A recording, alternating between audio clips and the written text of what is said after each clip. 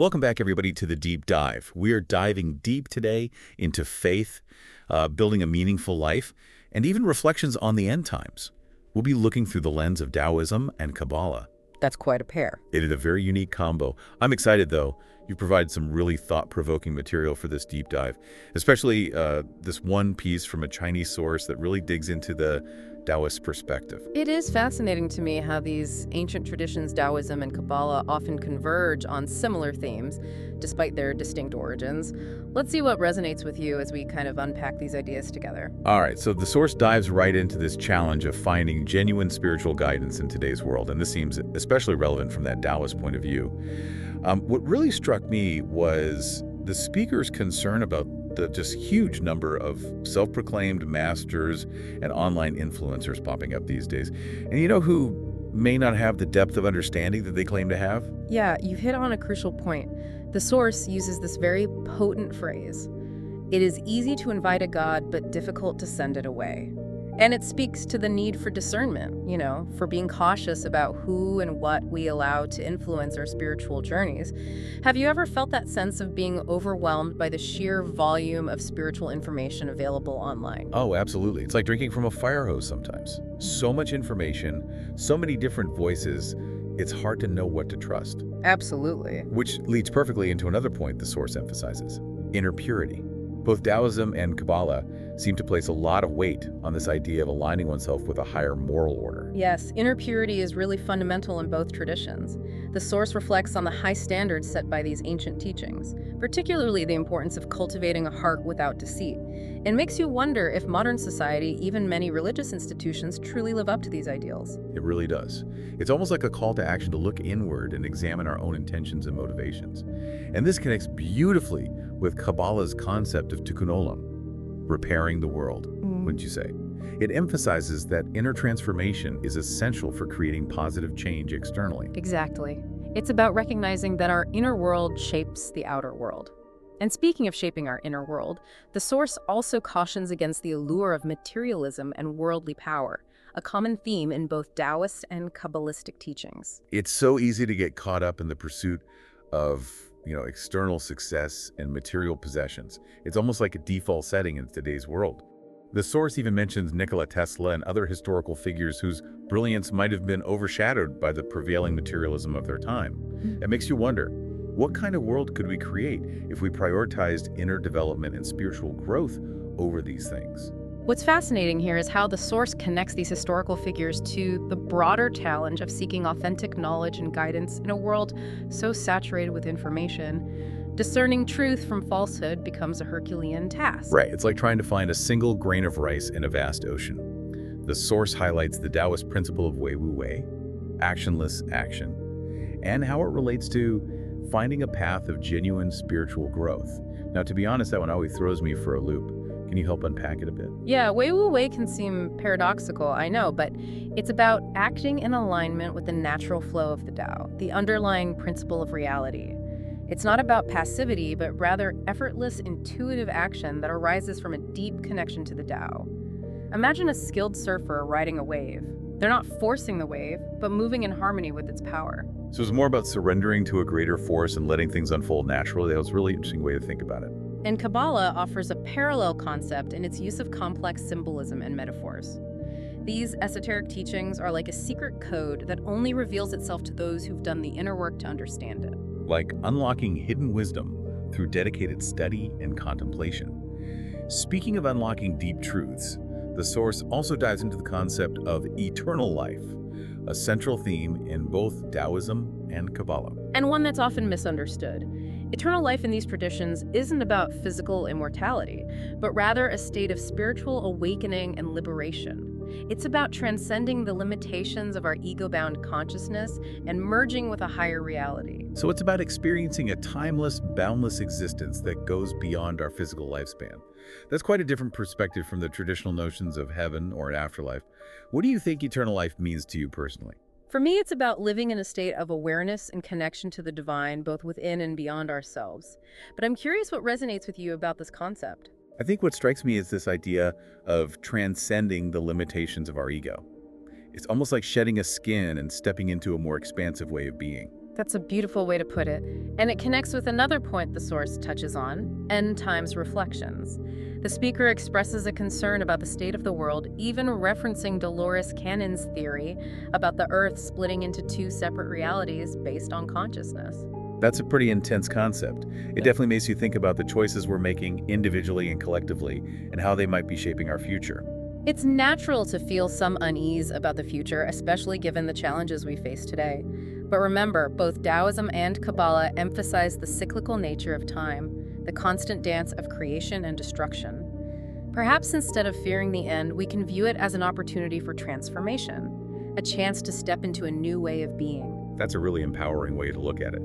It's about finding hope and possibility even amidst uncertainty. But before we go too far down that rabbit hole, I think we should pause and let these ideas sink in for a bit. We've covered a lot of ground, and I'm sure our listener has some thoughts to process. Absolutely. We'll be back soon to continue our deep dive, exploring how these ancient wisdom traditions can guide us toward a more meaningful and fulfilling life, even in the face of these end times reflections. So before we paused, we were discussing the concept of eternal life and how it relates to navigating the end times.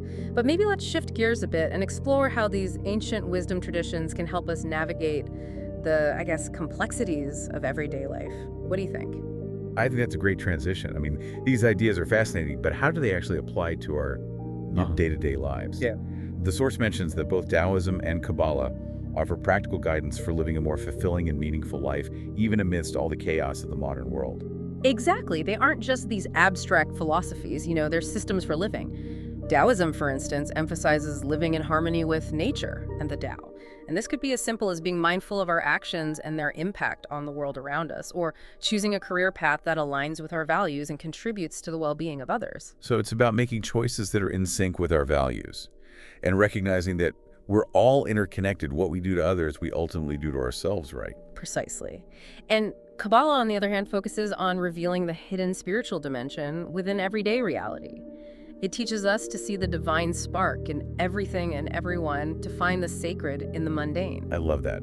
It's about shifting our perspective and appreciating the beauty and wonder that often goes unnoticed in the busyness of our lives. Yeah. The source seems to imply that both Taoism and Kabbalah also encourage cultivating qualities like compassion, humility, and gratitude. These are timeless virtues, but how do we cultivate those in a world that often seems to reward the opposite?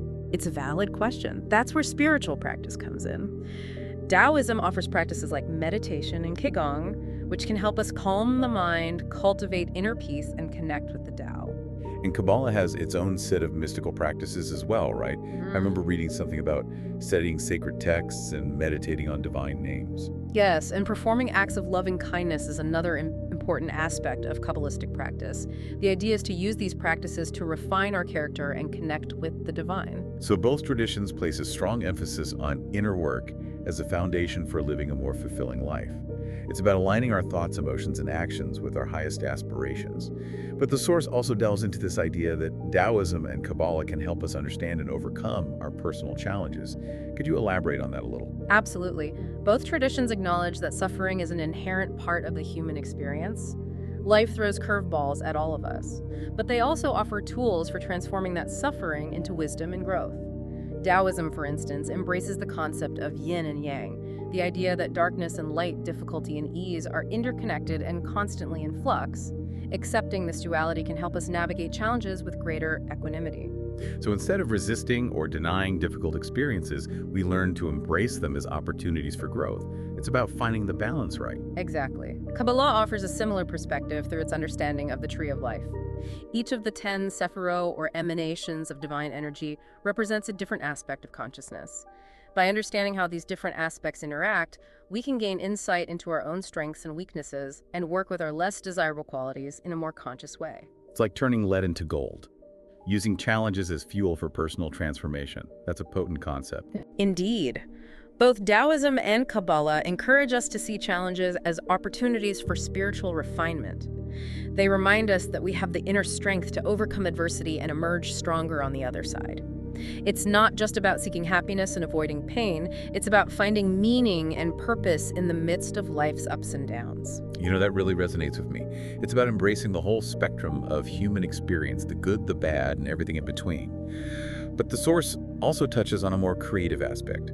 It suggests that both Taoism and Kabbalah can enhance our creativity and intuition.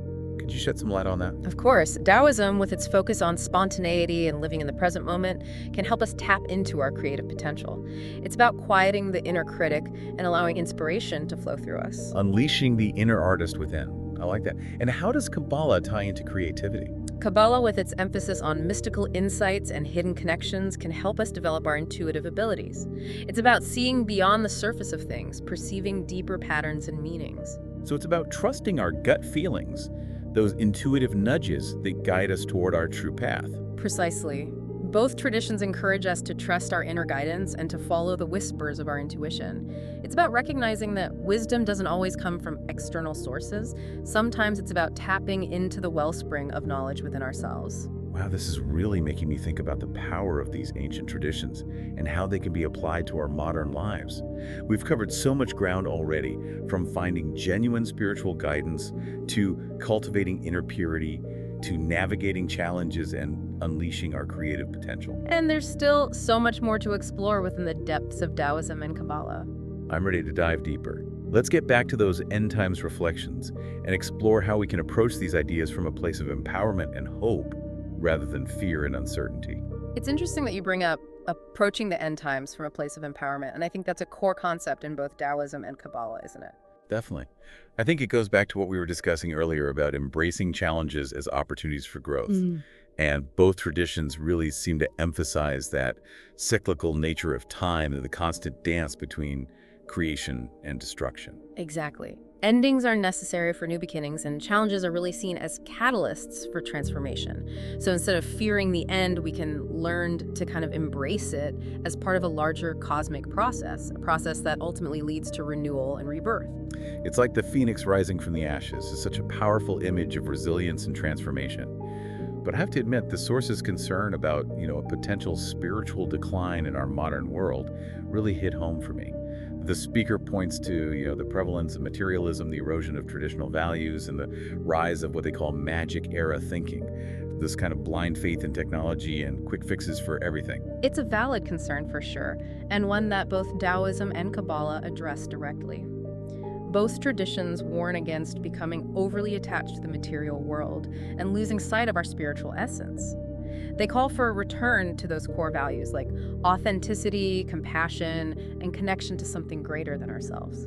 So it's about finding a balance between our material needs and our spiritual aspirations. Yeah. It's not about, rejecting technology or modern advancements, but about using them wisely and not letting them define who we are as people. Exactly. It's about remembering that true wealth doesn't lie in possessions, but in the richness of our inner lives and our connection to the divine, however we may choose to define that. And this brings us to another really crucial point that the source raises, and that's the importance of discernment, especially in a world that's just flooded with information and all these conflicting spiritual teachings. Oh, absolutely. It can be so overwhelming trying to figure out, who or what to trust. With so many voices vying for our attention, it's so easy to get pulled in different directions and lose sight of our own inner compass. Yeah, both Taoism and Kabbalah emphasize that importance of cultivating inner wisdom and intuition as our guiding compass. It's about learning to listen to the whispers of our soul and trusting our own inner authority rather than blindly following external gurus or dogmas. It's about becoming our own gurus in a sense, developing that inner knowing that guides us toward truth and authenticity. Beautifully put. It's about recognizing that the ultimate source of truth and wisdom lies within each of us. We all have that spark of divinity within that inner compass that can guide us through the complexities of life, even in the face of, uncertainty and change. That's a powerful message to end on. As we wrap up this deep dive into Taoism, Kabbalah, and the search for authentic faith in these times, what are some key takeaways that you hope our listener will hold on to? Well, I think the source's emphasis on inner purity, the importance of discernment, and the need to balance our material and spiritual lives are all incredibly valuable insights that we can all take away from this. I agree. And maybe the most important takeaway is that we each have that power to shape our own spiritual journey and create a more meaningful and fulfilling life, both for ourselves and for the world around us. Beautifully said. And remember that the journey of self-discovery and spiritual growth is ongoing. It's about continuing to explore, continuing to question, and continuing to seek the truth that resonates deep within your soul. What a thought-provoking journey this has been. Thank you for joining us on the Deep Dive, where we take your sources and turn them into a springboard for deeper understanding. Until next time, keep seeking, keep exploring, and keep diving deep.